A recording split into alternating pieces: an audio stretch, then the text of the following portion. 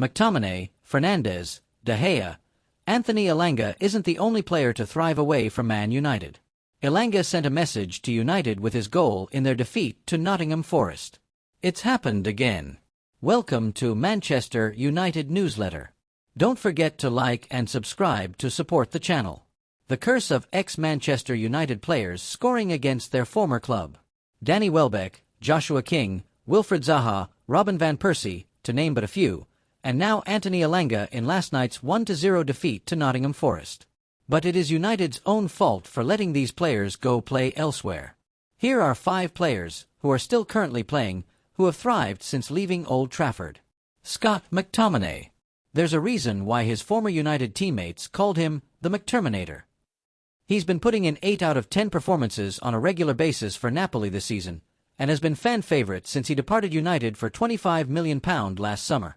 Whilst his new team are chasing the Serie A title, United have struggled in the midfield and attacking areas, and currently sit in 13th. They have found it difficult to find goals over the past 2 years, and last season, McTominay provided United with valuable goals in important moments. He finished the Premier League season with the same number of goals from open play as Garnacho, 7, which was more than both Bruno Fernandez, 6, and Marcus Rashford, 5. Not least to mention his national team heroics as Scotland's biggest attacking threat, scoring the most goals for his country in their previous 3 UEFA competitions. When used correctly, McSauce is a danger man and confident carrying the ball and breaking lines from midfield and into the final third, something which this United team has missed. Álvaro Fernandez Carreras. Another player which United have missed this season is left-back, Álvaro Fernandez Carreras. Carreras was bought by United in 2020 on a 4-year deal, and despite failing to register a single first-team appearance for United, he has been a regular in a Benfica side pushing for the Portuguese title. Proving himself in games against the likes of Barcelona and Bayern Munich in the Champions League, the 22-year-old would have been a useful player for Ruben Amorim as the club is regularly without Luke Shaw and splashed £25 million on Patrick Dorgu in January. Although United have a buy-back clause, keeping hold of him would have been the more sensible thing to do, especially as selling a player with potential for £5 million to Benfica is peanuts in today's prices. Anthony Elanga. Nottingham Forest got an absolute bargain when they signed the Swedish winger for £15 million in 2023. Since joining Forest, Elanga has 27 goal contributions in the Premier League, but it is unlikely he would have reached these heights if he had stayed at United. However, executives at the club should have been smarter at the time and used it as a loan opportunity, or at the very least, included a buyback clause. With Newcastle reportedly bidding £50 million last summer to attract him to St James Park, letting him go at such a low price was almost criminal. By comparison, Daniel James was sold to Leeds United for £25 million in 2021, and goalkeeper Dean Henderson was sold to Crystal Palace for £20 million. This just goes to show how poor United's outgoings have been, which was potentially worse than the negotiations for the players incoming. Jonny Evans. A slightly strange one, as he is currently playing for Manchester United, but for 8 years of his career, Jonny Evans played his best football away from Old Trafford.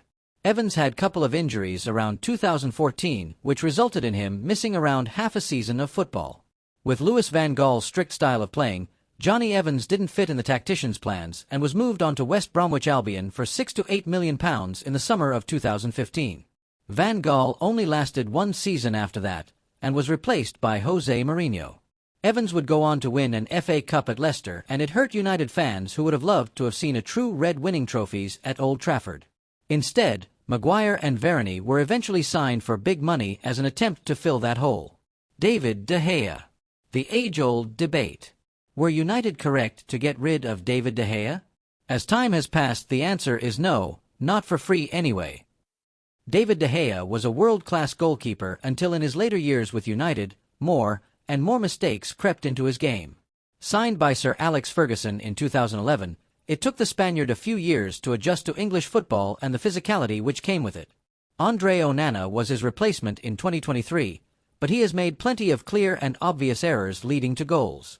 United's Champions League campaign last season comes when Erik ten Hag found his side exiting the competition early, with Onana being at fault during many of those group stage games. Distribution stats this season has shown that Amorim is instructing him to go long more often than not, with only Crystal Palace's Dean Henderson punting more long balls forward for his respective Premier League side.